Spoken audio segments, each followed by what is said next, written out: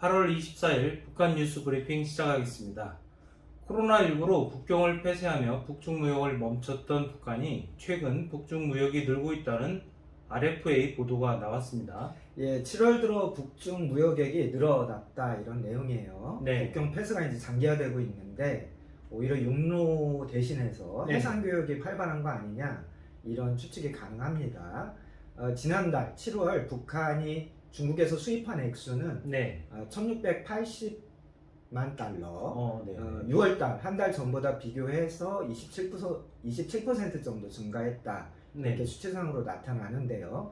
추세를 보면 두 달 연속 이제 무역이 증가하는 추세입니다. 물론 전체적인 액수는 네. 아직도 굉장히 낮은 수준이에요. 북한이 수출한 거를 보니까 6월에는 한 180만 달러. 정말 적죠. 네. 한 국가 뭐 수출액이라고 말하기 어려운 적은 액수인데 어쨌든 7월이 돼서 410만 달러 정도로 증가를 했다는 겁니다. 액수 자체는 큰 의미가 없고요. 무역 규모를 보면 수입과 수출 모두 증가세인데 네. 해상무역에 의존을 하다 보니까 뭔가 이제 싣고 나가서 네. 팔고 또 다시 뭔가 싣고 오는 이런 시기겠죠. 그래서 이제 수출 수입이 동시에 증가하고 있다. 7월 한 달 동안 들여온 수입품을 보면 그 뭐 종류가 네. 6월 달에는 한 64개, 네. 그런데 이제 7월 달에는 100개가 넘어서 126개 정도. 그래서 가지수만 놓고 보면 한 2배 정도 늘었다. 이렇게 해관 통계 나오고 있네요. 네, 그렇다면 주로 어떤 물품을 수입했을지가 좀 궁금한데요. 예, 7월에 북한이 중국에서 사온 품목 1위는 네. 그 버스나 화물차에 필요한 타이어. 타이어. 예. 그 바퀴용 고무 타이어. 네. 액수로만 보면 한 474만 달러어치. 고무 그 바퀴 타이어 같은 경우에는 북한 내부에서 사실상 생산을 못 합니다. 그래서 이제 전량 이제 해외에서 수입할 수밖에 없는데 네. 북한이 이렇게 자동차 타이어를 수입하는 걸로 봐서는 북한 내부에서는 코로나19 이동 통제가 그렇게 심각하지 않구나. 이런 걸 좀 곁다리로 저희가 짐작을 해볼 수 있을 것 같고요. 다음으로는 뭐 의약품 수입이 있네요. 163만 달러. 그리고 뭐 담배, 또 담배 가공 재료 네. 137만 달러. 코로나 상황을 고려하면 이 의약품 수입이 뭐 이해가 되는 측면도 있습니다. 또 코로나가 굳이 아니더라도 의약품 수요가 이제 중국에 대한 의존성이 높기 때문에 이런 것들은 형편이 어려워도 꼭 챙겨서 사가는구나 이렇게 이해를 하시면 되겠고요. 우리의 주요 관심사는 이제 식량이죠. 그렇죠. 그런데 이 통계를 보면 식품 첨가물을 제외하고는 좀 식량 같은 것을 수입해간 흔적은 없습니다. 그러니까 여름 내내 북한 식량 상황 어렵지 않냐 이런 이제 외부 사회에 우려가 되게 많았죠. 그렇죠. 그런데 이제 북한 내부의 식량 가격을 저희가 모니터링을 해보거나 또 이런 수입 현황을 보면 북한 식량 상황이 큰 위기는 아닌 것 같다. 이런 잠정적인 추정이 가능해 보입니다. 또 이제 다음 달부터 9월부터는 이제 옥수수 수확이 시작이 되고요. 10월부터는 벼 수확 이런 식으로 이제 수확의 계절이 이어지니까 외부 사회의 우려에도 불구하고 또 그것이 좀 기후가 아니겠냐, 좀 지나친 거 아니겠냐. 북한 내부의 식량 안정세를 여기서 또 찾아볼 수 있었습니다. 이 와중에도 깨알같이 북한이 중국의 전기를 팔았습니다. 6월 달보다 40% 늘어난 154만 달러어치를 팔았다고 나왔는데 이게 아마도 그 압록강 국경에 있는 수풍댐, 그렇죠. 수풍 발전소에서 이제 발전된 전력을 중국으로 송전하는 거. 이거는 꼭 뭐 팔았다기보다 북한과 중국이 이제 약속이 돼 있는 거예요. 여기서 나오는 발전의 일부는 중국 측이 쓴다. 이런 식으로 이제 압록강에 이렇게 댐을 만들어서 전력 자원으로 활용을 하고 있기 때문에 통계에서는 이렇게 나온 것 같습니다. 그렇다면 이제 중국 해관 자료만 보면 식량과 관련된 물품은 없었다는 건데 이 식량이나 비료로 추정되는 이 대형 선박이 북한 남포항에 입항을 했었다. 뭐 이런 VOA 기사도 좀 있었거든요. 예, 맥사 테크놀로지라는 회사가 이제 상업위성 사진 촬영을 해서 구글어스에 이제 공개한 것도 보고 또 이제 다른 상업위성 제공하는 회사들의 이제 사진을 놓고 VOA에 대해서 이제 기사를 썼어요. 그러니까 지난달 20일, 7월 20일이죠. 북한 그 항구 중에 이 서쪽에서 제일 큰 북한 전체에서 제일 크고 서쪽에서도 제일 큰 이제 남포항 일대에서 사진으로 보니까 한 150m 정도 길이 나오는 선박이 이제 포착이 됐다는 거예요. 그러면서 이제 위성은 뭐 매일매일 보니까 네네. 사진을 차곡차곡 이제 촬영을 했는데 촬영된 걸 봤더니 음. 이제 처음에는 선박 이 150m 정도 되는 선박에 이제 적지함 중에 3개가 덮개로 네네네. 덮어져 이 열려져 있었는데 네네네. 그 안에 보니까 이렇게 사진상으로는 하얀 포대들이 이렇게 차곡차곡 쌓여져 있었다는 거예요. 네. 그래서 과연 이 물체들이 뭐냐 이제 이게 궁금증인데 네. 어쨌든 이 배는 6월 20일에 남포항에 입항해서 네. 그러니까 이번 달 8일 출항 이제 나갔다는 거죠. 네네. 날짜가 이렇게 지나는 사진을 볼 때마다 이 하얀 포대가 이렇게 감소하는.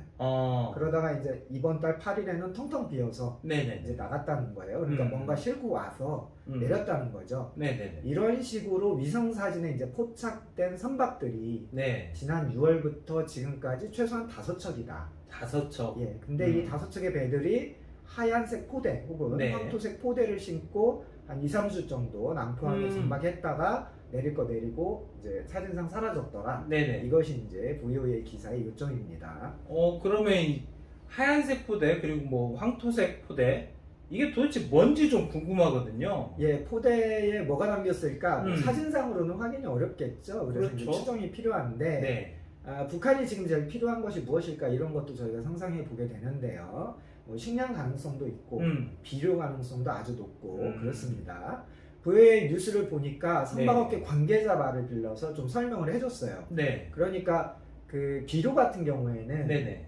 뭐 저희도 어릴 때 비료 푸대 타고 많이 놀았잖아요. 네네, 그렇죠. 그래서 이제 두꺼운 비닐 재질로 PVC 재질로 이제 포장이 되니까 비료 같은 경우에는 배에 싣고 오면 항구에 이제 접안을 해서 네네. 항구 옆에다 그냥 이렇게 쌓는다는 거예요. 이렇게 옆에 쌓아놓고. 네, 일단 여기에 쌓아놓고 그 다음에 이제 화물차가 뭐 와서 싣고 가는 이런 식으로 하는 거고. 네네. 식량 같은 경우에는 이제 뭐 그 포대에 방수가 안 되니까. 그렇죠. 식량 같은 경우에는 배가 접안을 하면 그 옆에 이제 화물차가 네. 대고 이 바로 상접을 하는 이런 방식의 차이가 있다. 네네. 라고 이제 설명이 되어 있네요. 네. 그런데 이번 사진에서 보니까 네. 이제 항만에 바로 쌓은 포대도 있었고 이제 바로 쌓지 않고 사진상으로 네네. 보면 바로 쌓은 흔적이 없는 그런 포대도 있었다는 거예요.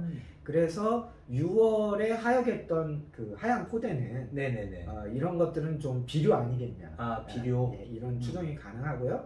7월치는 이제 항만에 선적을 안 하고 바로바로 없어졌기 때문에 이건 식량일 가능성이 높다. 이 정도 추정이 지금은 가능합니다. 네, 그렇다면 이 비료와 식량을 들여왔다는 건데 이 북한이 중국과 비공식적으로 이런 무역 거래 활동을 하고 있다 이렇게 봐도 될까요? 예, 하고 있다고 봐야죠. 위성 사진으로 뭔가 이제 선박이 들어오고 내리고 이런 것들이 명백하니까. 네네. 사실 지금 북한 당국이 이제 막고 있는 것은 육로죠. 네네, 그렇죠. 육로를 막고 있고 뭐 항공편으로는 원래 뭐 무역 뭐 한다고 네. 볼 수 없고 해상로를 이용하는 무역은 지금도 하고 있다. 저희가 이렇게 봐야 될 것 같습니다.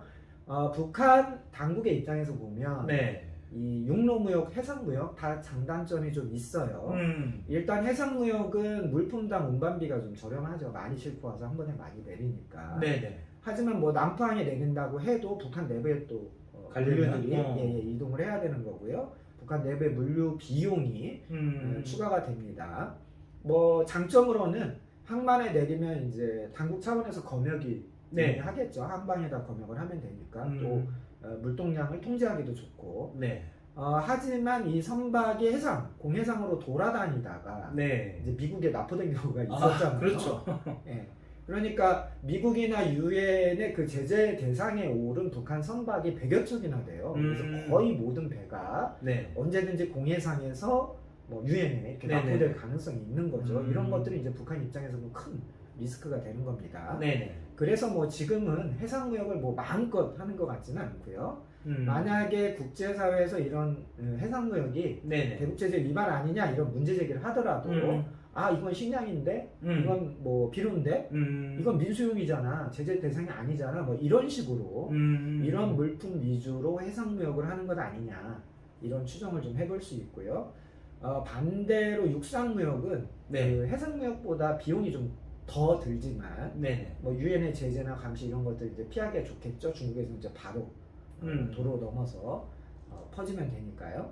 하지만 지금은 이제 코로나19 방역 때문에 중국과 이제 육로를 막고 있고 북한이 뭐 의주 비행장 같은 곳에서 방역 시설을 따로 준비하고 있기 때문에 지금은 북한 스스로 육상무역은 중단한 상태다 이렇게 보시면 될 것 같습니다.